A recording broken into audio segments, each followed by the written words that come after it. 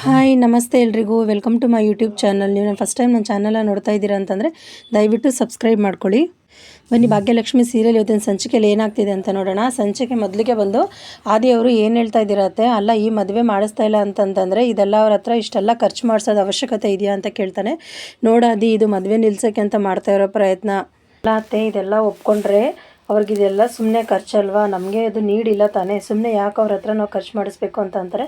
ಈಗ ಹಾಗೆ ಈ ಕಡೆ ಕನಿಕಾ ಅವರು ಬ್ರೋ ಪ್ಲೀಸ್ ಅವ್ರಿಗೆ ಇಷ್ಟೆಲ್ಲ ನಿನ್ನ ಕನ್ಸರ್ನ್ ತೋರಿಸೋ ಅವಶ್ಯಕತೆ ಇಲ್ಲ, ಅವರೇ ಕಾಲ್ ಮಾಡಿ ತುಲಾಭಾರ ಮಾಡೋದಿಲ್ಲ ಅಂತ ಹೇಳ್ತಾರೆ. ನೋಡ್ತಾ ಇರು ಆದಿ, ನೀನು ಅಂದ್ಕೊಂಡಾಗೆ ಏನೂ ಆಗಲ್ಲ, ನಾನು ಏನೇ ಮಾಡಿದ್ರಿ ಮನೆ ಒಳ್ಳೇದಕ್ಕಂತಲೇ ಮಾಡ್ತೀನಿ, ಈ ವಿಷಯದಲ್ಲಿ ನೀನೇನು ಹೇಳೋಕ್ಕೆ ಬರಬೇಡ ಅಂತ ಅಂತಾರೆ.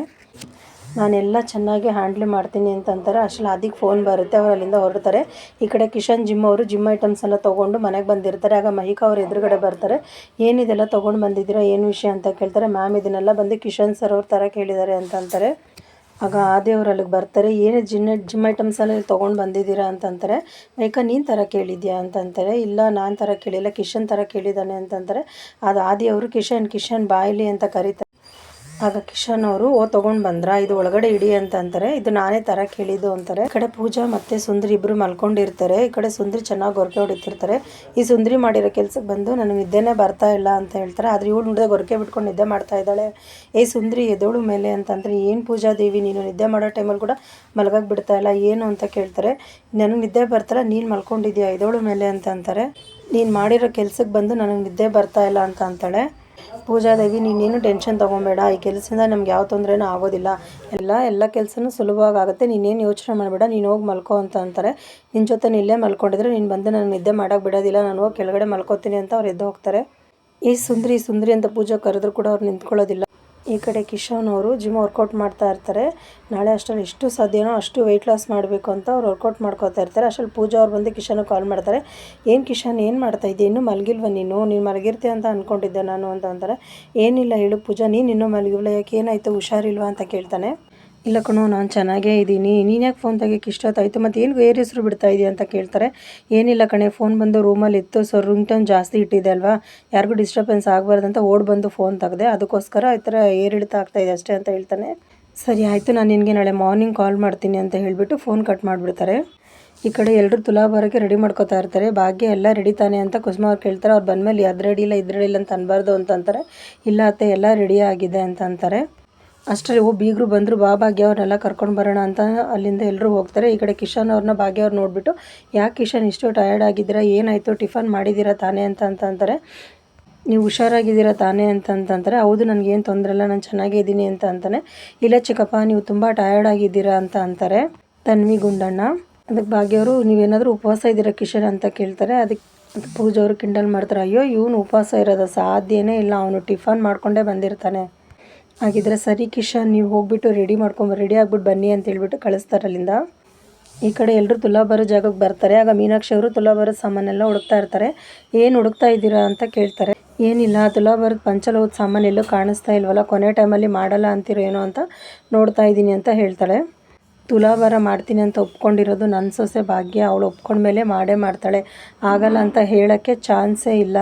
ಮೊದಲು ತುಲಾಭಾರದ ಸಾಮಾನು ಬರಲಿ, ಆಮೇಲೆ ನೋಡೋಣ. ಕನಿಕಾ ನೀನು ಸುಮ್ಮನೆ ಇರು, ಮತ್ತೆ ನೀನು ಖ್ಯಾತೆ ತೆಗಿಬೇಡ ಅಂತ ಅಂತಾನೆ.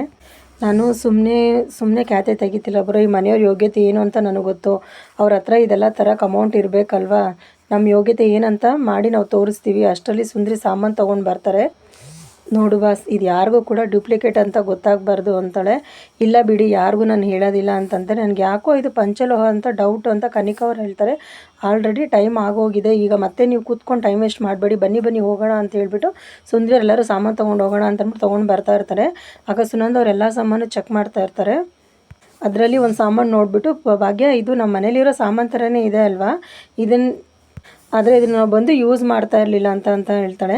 ಅದಕ್ಕೆ ಭಾಗ್ಯ ಅವರು, ಸುಂದರಕ್ಕ ಇದು ನಿಜವಾಗ್ಲೂ ಕೂಡ ಪಂಚಲೋಹದ ಪಾತ್ರನ ಅಂತಂದರೆ, ಯಾಕೆ ಅಂತಂದರೆ ಇದು ತುಂಬ ವೆಯ್ಟ್ ಆಗಿದೆಯಲ್ಲ ಅಂತಾರೆ. ನಿಜವಾಗ್ಲೂ ಇದು ಪಂಚಲೋಹನೇ ಭಾಗ್ಯ, ನಿನ್ಗೆ ಅಷ್ಟು ಡೌಟ್ ಇದ್ದರೆ ಅಂಗಡಿಯವ್ರು ಇಲ್ಲೇ ಇದ್ದರೆ ನಾವು ಅವ್ರ ಹತ್ರನೇ ಕೇಳು ಅಂತಾರೆ. ಈ ಕಡೆ ತಾಂಡವ್ ಅವರು ರೆಡಿಯಾಗಿ ಹೊರಡ್ತಾ ಇರ್ತಾರೆ. ಸಿಯು ತಾಂಡವ್ ಅಂತ ವಿಶ್ ಮಾಡ್ತಾಳೆ ಶ್ರೇಷ್ಠ. ನೋಡು ಶ್ರೇಷ್ಠ, ಮತ್ತೆ ನೀನು ಶೌರ್ಯನ ಜೊತೆ ಮಾತಾಡೋದು ಮತ್ತೆ ಸೇರೋದು ಇದನ್ನೆಲ್ಲ ಮಾಡಬೇಡ, ಅವ್ನ ಸವಾಸ ಎಲ್ಲ ಬಿಟ್ಬಿಡು ಅಂತ ಹೇಳ್ತಾನೆ. ತಾಂಡವ್ ಅವ್ನು ನಮ್ಗೆ ಹೆಲ್ಪ್ ಮಾಡೋಕ್ಕಂತ ತಾನೇ ಬಂದಿದ್ದು, ನೀನು ಯಾಕೆ ಅವನ ಬಗ್ಗೆ ತಪ್ಪು ತಿಳ್ಕೊಂಡಿದ್ಯಾ, ನೋಡು ಶ್ರೇಷ್ಠ ಅವ್ನು ಯಾವನ್ ನಮಗೆಲ್ಲ ಹೆಲ್ಪ್ ಮಾಡೋದಕ್ಕೆ, ನನಗೆ ಅವ್ನು ಸಹವಾಸ ಬೇಡ ಅಂತಂದರೆ ಬೇಡ, ಅವ್ನ ಸಹವಾಸ ಬಿಟ್ಬಿಟ್ಟು ನೀನು ಇರು ಅಂತ ಅಂತಾನೆ. ಈ ಕಡೆ ತಾಂಡವರು ಹೊರಡ್ತಾ ಇದ್ದಾಗೆ ಎದುರುಗಡೆನೇ ಶೌರ್ಯ ನಿಂತಿರ್ತಾನೆ. ಸೊ ಶ್ರೇಷ್ಠ ಅವರು ಬುಡ್ಡಿ ಸಾರಿ, ತಪ್ಪಾಯಿತು, ನೀನು ನಮಗಂತ ಹೆಲ್ಪ್ ಮಾಡೋ ಬಂದು ನೀನು ಅವಮಾನ ಮಾಡಿಕೊಂಡೆ ಅಂತ ಹೇಳ್ಬಿಟ್ಟು ಹೇಳ್ತಾ ಇರ್ತಾರೆ. ಅಷ್ಟರಲ್ಲಿ ತಾಂಡವ್ ಅವ್ರು ಮತ್ತೆ ಮನೆ ಒಳಗಡೆ ಹೋಗ್ತಾರೆ. ಅವರಿಬ್ಬರು ಮಾತಾಡೋದನ್ನ ತಾಂಡವ್ ನೋಡಿರೋದಿಲ್ಲ. ಈ ಕಡೆ ಸುಂದರಿ ಅವರು ಪಂಚಲೋಹ ಎಲ್ಲ ಬರೋದೇ ಹಾಗೆ ಭಾಗ್ಯಾಗೆಲ್ಲ ಚೇಂಜಸ್ ಆಗಿದೆ ಅಂತ ಅಂತಾರೆ. ಬೇಕಾದ್ರೆ ನೀನು ಅಂಗಡಿಯವ್ರ ಹತ್ರನೇ ಕೇಳಿ ನೋಡು ಅಂತ ಅಂತಾರೆ. ಅಂಗಡಿಯವರು ಹೌದು ಮೇಡಮ್, ಈಗ ಇದೇ ಥರನೇ ಬರೋದು, ಒಳ್ಳೆ ಕ್ವಾಲಿಟಿ ಮೆಟೀರಿಯಲ್ ಹಾಕಿದ್ದೀನಿ, ಅದಕ್ಕೆ ನಿಮಗೆ ವೆಯ್ಟ್ ಇದೆ.